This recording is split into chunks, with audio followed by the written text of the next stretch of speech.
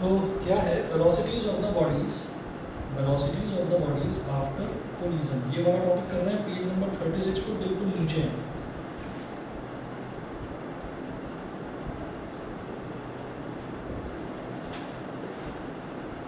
Velocities of bodies after collision.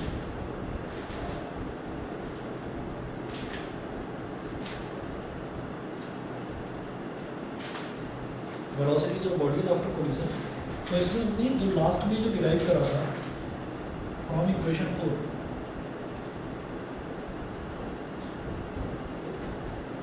From equation 4 u1 minus u2 is equal to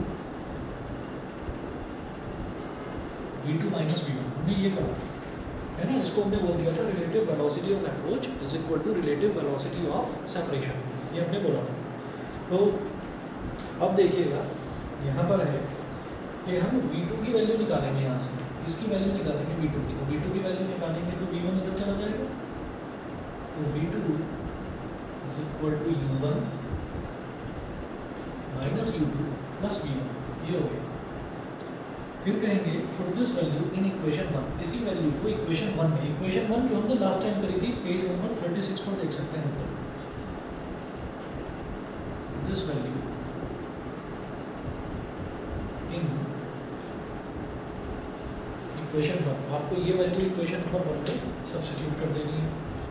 तो equation number 1 क्या थी वो देखिएगा, m1 u1 plus m2 u2, इधर लिख रहा हूँ इक्वेशन 1 क्या थी,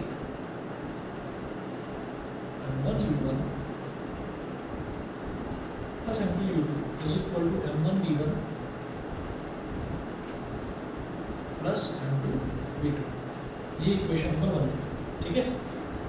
अब इस इक्वेशन में आपको जो ये जो v2 की वैल्यू है, ये v2 की वैल्यू यहाँ डाल देनी है, बस v2 एक ही जगह तो है, यहाँ पर ये वैल्यू डाल देंगे, तो ये क्या हो जाएगा देखिए m1 u1 plus m2 u2 is equal to m1 v1 plus m2 into v2 की जगह ये वैल्यू डाल देनी है u1 minus u2 plus v1, हाँ जी एक्सपेंड करेंगे m1 u1 plus m2 u2 is equal to m1 v1 plus m2 u1 minus m2 u2 plus m2 v1, ठीक है, ये हो गया। मैं यहाँ से v1 निकालना चाहता हूँ, तो मैं v1 वाली टर्म्स को लेफ्ट हैंड साइड में ले जाऊँगा। v1 वाली कौन सी टर्म है, एक तो ये और एक ये, ठीक है। या एक काम करते हैं, इन दोनों टर्म्स को यहीं रहने देते हैं, इन दोनों को इधर ले आते हैं, m1 u1 plus m2 u2 minus m2 u1 और plus m2 u2 is equal to m1 v1 plus m2 v1, ठीक है। अब तो ये जो है इधर वाला, इसको पूरे को पलट कर लेफ्ट हैंड साइड में लिख देते हैं, इस पूरे को राइट हैंड साइड में ले जाते हैं, ठीक है। और इधर हम एक काम करेंगे कि इधर v1 ले लेंगे कॉमन, v1 कॉमन ले लिया, ब्रैकेट में आ गया m1 प्लस m2, ये हो गया। अब इसको उधर ले जा रहे हैं राइट हैंड साइड में, मतलब पलट कर लिख रहे हैं अगर इसको इधर और इसको इधर, तो साइन नहीं बदलेंगे, m1 u1 plus m2 u2 minus m2 u1 plus m2 u2,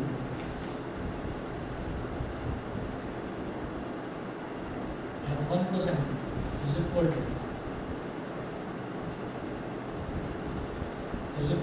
अब क्या करेंगे, u1 वाले टर्म्स देख लो, एक और दो टर्म्स हैं, तो ये हो जाएगा m1 minus m2 into u1, और m2 u2 plus m2 u2 क्या हो जाएगा 2m2 u2 2m2 u2, ये हो गया, ठीक है। इसको अब क्या करेंगे, ये जो m1 प्लस m2 है इसको यहाँ डिनोमिनेटर में ले जाएंगे, v1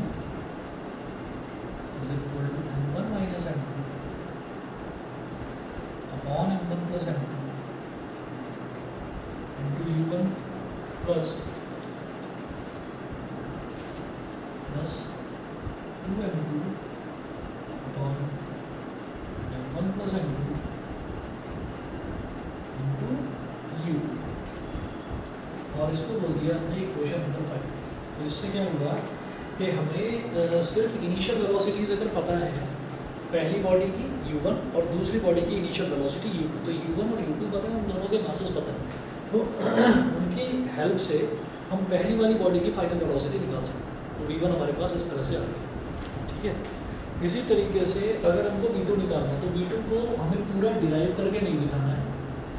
देखिए क्या लिखा है, interchanging the subscripts 1 and 2 in the above equation we get. इसी इक्वेशन में जो सब्सक्रिप्ट है 1 और 2, बस उसको इंटरचेंज कर दीजिए। आपके पास दूसरी वाली जो बॉडी है, जो दो कार्स टकराई है, दो बॉल्स टकराई, तो दूसरी वाली की आपके पास वेलोसिटी आ जाएगी। उसको हम क्या बोलेंगे, इंटरचेंजिंग द सब्सक्रिप्ट्स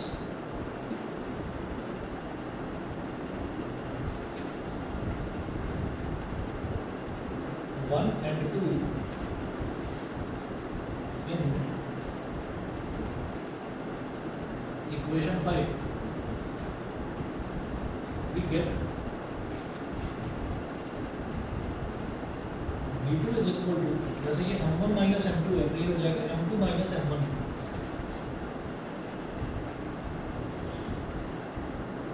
अपॉन डिनोमिनेटर में m1 प्लस m2 है तो कुछ नहीं, वो पलट कर m2 प्लस m1 हो जाएगा, m2 प्लस m1, और u1 की जगह हो जाएगा m2 का m1 पे ज़्यादा हुआ तो हाँ, अगर m1 ज़्यादा हुआ m2 से तो माइनस पड़ेगा। मैं बताता हूँ आपको कि जैसे ये m2 माइनस m1 है ना, तो ये हम सब्सक्रिप्ट को इंटरचेंज जो कर रहे हैं वो कैसे कर रहे हैं कि वेलोसिटी v1 है, वेलोसिटी v1 है, तो v1 वेलोसिटी क्या है कि जैसे पहले वाला जो ऑब्जेक्ट है, पहले वाला ऑब्जेक्ट बड़ी तेज़ी से आ रहा है, ठीक है, और दूसरे वाला ऑब्जेक्ट को उसने टकराया। अब अगर मान लीजिए m1 बड़ा है और m2 छोटा है, तो छोटे में से बड़े को सब्ट्रैक्ट करेंगे तो नेगेटिव में आ जाएगा रिजल्ट, नेगेटिव में रिजल्ट आ जाएगा। तो ऐसे बहुत सारे केसेस होते हैं कि जैसे स्नूकर खेल रहे हैं या बिलियर्ड्स खेल रहे हैं, तो एक बॉल आई, वो टकराई, वो टकरा कर वो वाली बॉल तो आगे चली गई, ये बॉल थोड़ा सा पीछे की तरफ आ रही है धीरे से और अल्टीमेटली रुक गई। तो अगर वो ऐसे जा रही थी, वो टकरा कर पीछे आ रही है, तो इसका मतलब उसकी वेलोसिटी, फाइनल वेलोसिटी नेगेटिव हो गई। तो नेगेटिव में आ सकता है, वो कोई बड़ी बात नहीं है, ठीक है। चलिए जी, तो m2 minus m1 upon m1 plus m2 into depend करता है ना मार कैसे रहे हो, क्या, डिपेंड करता है ना बोल को कहाँ से मार रहे हो, मतलब कि हाँ, वो डिपेंड करेगा, परसेंटेज वो डिपेंड करेगा, वो डिपेंड करेगा। तो ये u2 हो गया और plus 2m1 upon m2 plus m1 into u1। ये हमारी होगी equation number 6। Equation 5 and 6 give the final velocities of the colliding bodies in terms of their initial velocities, ठीक है।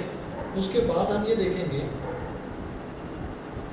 अच्छा हाँ, एक चीज़ और है कि ये चेंज नहीं होंगे, ये ऐसे चल रहेंगे, u1 इधर रहेगा और u2 इधर रहेगा, इन दोनों में चेंज नहीं है, सिर्फ मासेस में चेंज होगा, ठीक है। तो आपको पूरा का पूरा डेरिवेशन सिर्फ एक वेलोसिटी के लिए करना है, v1 के लिए, दूसरे के लिए आप बस एक लाइन लिखकर इतना कर देंगे। इसके बाद पूछा जाता है एग्जाम में स्पेशल केसेस। तो स्पेशल केस पहला जो है, when two bodies of equal masses collide, ठीक है। तो स्पेशल केस देखते हैं,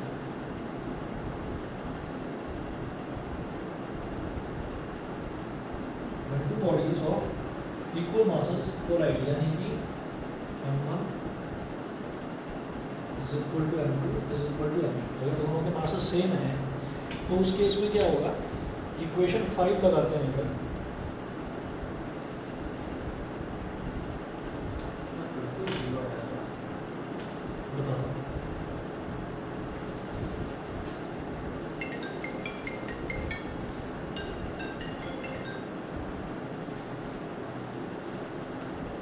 आप ये देखिए m1 is equal to m2 is equal to m, तो v1 इज इक्वल टू क्या हो जाएगा, 2mu2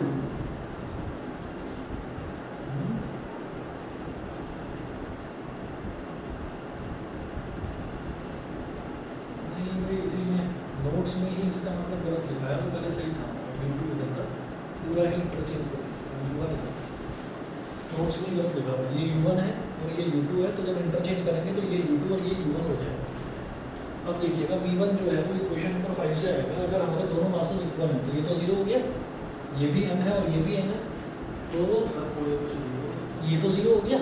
हाँ, और ये कितना हो जाएगा 2MU2 upon M plus M।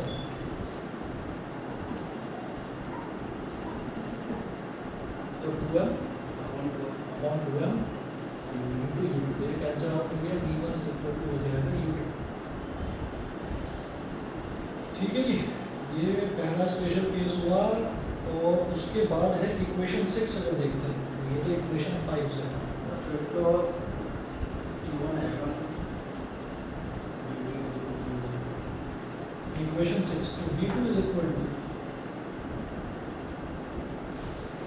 2M, ये कैंसिल हो जाएगा, सॉरी ये वाला कैंसिल हो जाएगा, M माइनस M, तो 2M U1 upon M plus M, सही कर लिया। तो V2 इज इक्वल टू कितना आ गया, U1 के ऊपर आ गया।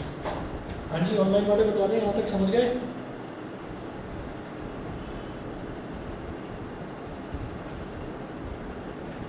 यहाँ तक सभी को क्लियर है? ऑनलाइन वाले बच्चे बता दीजिए, आवाज़ आ रही है? Yes sir. ठीक है, चलिए जी। उसके बाद देखिएगा सेकंड केस है ना, body collide against a stationary body of equal mass, stationary body of equal mass.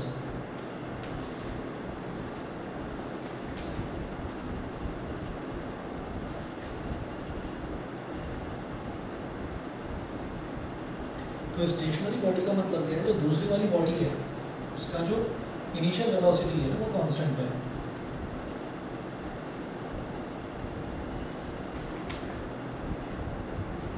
तो collide against a stationary body of equal mass, M1 is equal to M2 is equal to M, तो ये हो गया। और stationery body, दूसरी वाली body जो है वो स्टेशनरी है, वो 0 हो गया। तो यहाँ पर हम ये देखेंगे कि इक्वेशन नंबर 5 फ्रॉम